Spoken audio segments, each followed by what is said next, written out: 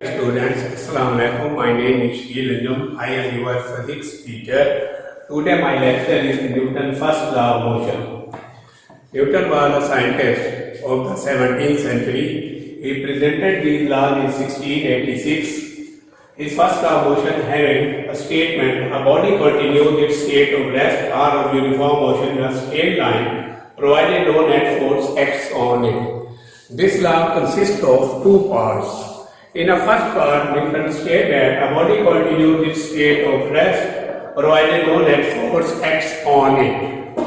It means when a body is at rest position, if some external force is applied on the body will become in a motion. We give this example: a book lying on a table is an example of this first part of the Newton's first law. If we apply an external force, a book will become in a motion. Similarly, we give another example: a glass of water placed on a table will become in a rest unless some external force is applied on the glass. Go. Now we can explain second part of Newton's first law of motion. In second part, about body continued its state of uniform motion in a straight line provided no net force acts on it. Its example is when a bus is moving in a straight line with uniform speed, it becomes rest when force of friction is applied on it. When we apply brakes on the car will become in a rest position. Similarly, a rough surface having greater friction than smooth one, because rough surface having enough friction which comes the ball in rest position. This is also the first law example of first law of motion. Now we call first law, Newton's first law of motion, law of inertia, because Newton's first law of motion having inertial properties of matter. That is why Newton's first law of motion is called law of inertia. Now just to that we can explain Newton's second law of motion. Next, when a force acts on a body, it produces acceleration in the body. When the value of acceleration, the rate of change of velocity is called acceleration. Its statement is when a net force acts on a body, it produces acceleration in the body in the direction of net force. The magnitude of this acceleration is directly proportional to the net force acting on the body. It means acceleration की value जो है वो net force के directly proportional है. And second part is inversely proportional to its mass. Acceleration जो है inversely proportional है mass के. अब हम इसको मैथमेटिकली इक्वेशन को ड्राइव करते हैं. हमारे सेकंड लॉ ऑफ मोशन की इक्वेशन क्या है? F is equal to m में. तो हमने अभी बताया इसमें कि एक्सीलरेशन जो है वो डायरेक्टली प्रोपोर्शनल है फोर्स के, and acceleration is inversely proportional है मास के. So we can write it in this way mathematically: A directly proportional F. It means when force is increasing, then acceleration is increasing. If one thing is increasing, other will also be increasing. If one thing is decreasing, other will also be decreasing. It means directly proportional. Next, acceleration is inversely proportional to mass. It means mass is greater, then acceleration is lesser. It means one thing is increasing, other will be lesser. Then we can combine these equations. Acceleration directly proportional F over m. We can write this cross multiply करेंगे इसको F directly m में. It means जब हम इस sign of इनस्टेंटी को खत्म करते हैं तो हम इक्वल लगाते हैं और कोई कांस्टेंट लगाते हैं. तो यहाँ पर हम लगाते हैं F is equal to K m में. यहाँ पर जो कांस्टेंट यूज होगा सेकंड लॉ ऑफ मोशन में वो K है, और K की वैल्यू 1 होती है. वो हम कैसे ड्राइव करते हैं? इस फार्मूले से K is equal to F over m में. फोर्स का यूनिट न्यूटन है. न्यूटन को हम इस तरह लिखते हैं kilometre second minus square, because we can write 1 newton is equal to 1 kilogram metre second minus square, because we know that F is equal to m. Force का unit newton है, तो 1 newton 1 kilogram metre second minus square के इक्वल है. Similarly मास का unit kilogram है, acceleration का unit metre second square है. तो इन दोनों को कैंसिल करेंगे तो K की वैल्यू क्या आ जाएगी? हमारे पास 1 आ जाएगी. इट मींस K की वैल्यू इस इक्वेशन में जब हम 1 पुट करेंगे तो F इज इक्वल टू क्या आ जाएगा हमारे पास? m में. This is the required relation of Newton second law of motion. Force का यूनिट जो होता है वो होता है न्यूटन. अब हम न्यूटन को डिफाइन करते हैं. 1 न्यूटन क्या है हमारे पास, 1 newton is dead force, 1 Newton is a dead force which produces acceleration of 1 meter second square in a mass of 1 kilogram second square, in a mass of 1 kg.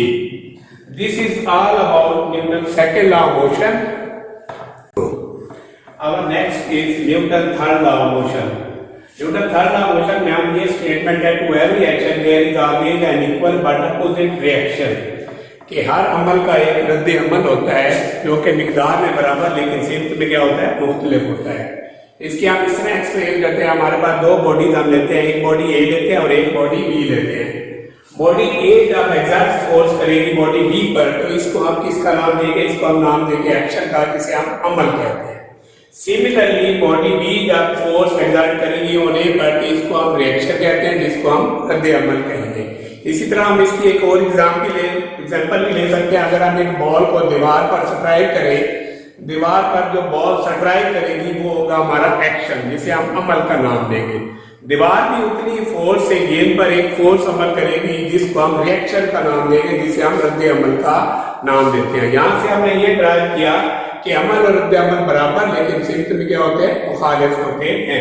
इसी तरह मजीद हम इसकी कुछ एग्जाम्पल देते हैं। Book lying on a table, book lying on a table में हम देखें टेबल के ऊपर हमने एक बुक को रखा हुआ है और वेट जो होगा बुक का, किसी भी बॉडी का वेट हमेशा डाउनवर्ड एक्ट करता है, जो कि यहाँ पर एक्शन के तौर पर काम कर रहा है, which is acting as a action. और जाके टेबल जो है बुक के ऊपर एक फोर्स अमल कर रही है, जिसे हम रिएक्शन का नाम देंगे, जिसकी डायरेक्शन क्या होगी, अपवर्ड होगी। यहाँ से हमें ये पता चला कि एक्शन और रिएक्शन जो है इक्वल है मैग्नीट्यूड में, लेकिन इनकी डायरेक्शन क्या है, अपोजिट है। सिमिलरली एक और एग्जांपल हम इसकी वजाहत के लिए लेते हैं, एयर फिल्ड बैलून। जब आप बैलून के अंदर एयर फिल करेंगे और बैलून को जब आप सेट फ्री कंडीशन में लाएंगे, तो एयर जो होगी इसकी बैकवर्ड साइड से रशेज आउट होगी, जो कि एक्शन के तौर पर काम करेगी। रिएक्शन के तौर पर क्या होगा कि बैलून जो होगा वो फॉरवर्ड डायरेक्शन में मूव करेगा, जो कि रिएक्शन के तौर पर काम करेगा।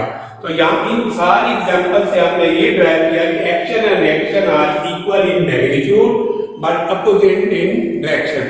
तो इट मींस कि Newton third law of motion में एक्शन और रिएक्शन जो होते हैं वो इक्वल होते हैं मैग्नीट्यूड में, लेकिन डायरेक्शन में क्या होते हैं, वो हमारे पास अपोजिट होते हैं।